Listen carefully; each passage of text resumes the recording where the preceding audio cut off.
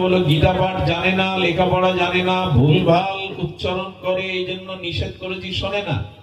মহাপ্রভু গিয়ে পাশে বসলেন, দেখছেন চোখের জলে গীতার পৃষ্ঠা ভিজে যাচ্ছে, শ্রদ্ধান্বিত হয়ে পাঠ করছেন। মহাপ্রভুকে দেখে এই গীতা পাঠক বৃদ্ধ বলছেন, প্রভু আপনি বলে গীতা পাঠ করছো, উচ্চারণ ভুল, কিন্তু কেন তুমি কাঁদছো? বলো গীতার পৃষ্ঠাতে ভয় নাই আপনাদের, এইখানেও বিশ্বাস রাখুন, এইখানেও শ্রদ্ধা রাখুন, ভগবান নিকেতনে আমাদের কোনো অমঙ্গল হবে না। জয় শ্রীরাধে। তো বলছেন তুমি কেন পাঠ করছো, তোমার অঙ্গ কেন শিহরিত হচ্ছে? বলে গুরুদেবকে বলেছিলাম লেখাপড়া জানি না গুরুদেব। বলেন প্রতিদিন গীতার পৃষ্ঠা খুলে যেমন হোক পড়বি, আর ওই পড়তে পড়তে দেখি গীতার অক্ষরের মধ্যে, পৃষ্ঠার মধ্যে গোবিন্দ অর্জুনকে রথে সারথি রূপে দাঁড়িয়ে দর্শন দিচ্ছেন, তাই তো আমি কাঁদি, তাই তো গীতা পাঠ শুনে আমি চোখের জলে ভেসে যাই। গুরুদেবের কথার প্রতি বিশ্বাস রেখে কৃষ্ণ দর্শন হয়ে গেল।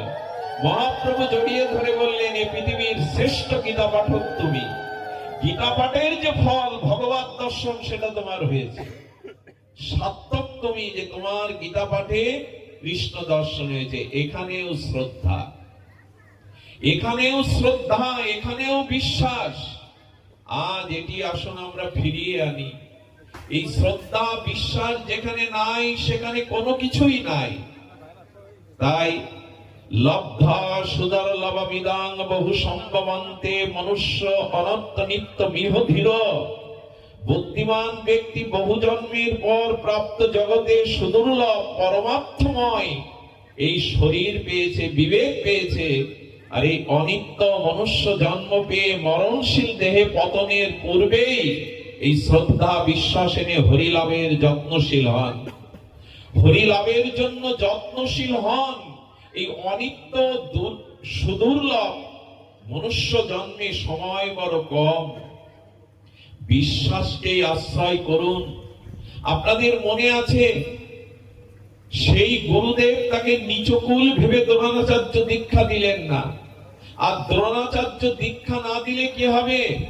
একলব্য মাটির মূর্তি তৈরি করে গুরু মনে করে ওইখানেই তিনি এমন বিদ্যা অর্জন করেছিলেন যেটা অর্জুনকেও সংকেত করেছিল। একলব্যের অঙ্গুলি কেটে নিয়েছিলেন, এ যদি বেঁচে থাকে তো অর্জুনের বীরত্ব ম্লান হয়ে যাবে। শ্রদ্ধায় সবকিছু, যাকে দীক্ষা দিল না, নিচকুল বলে তাড়িয়ে দিল, একলব্য জঙ্গলের মাঝে মাটির গুরু মূর্তি তৈরি করে তাকে পুষ্পাঞ্জলি দিয়ে গুরুকে প্রণাম করে তীরন্দাজ হয়ে শ্রেষ্ঠ হয়ে গেল।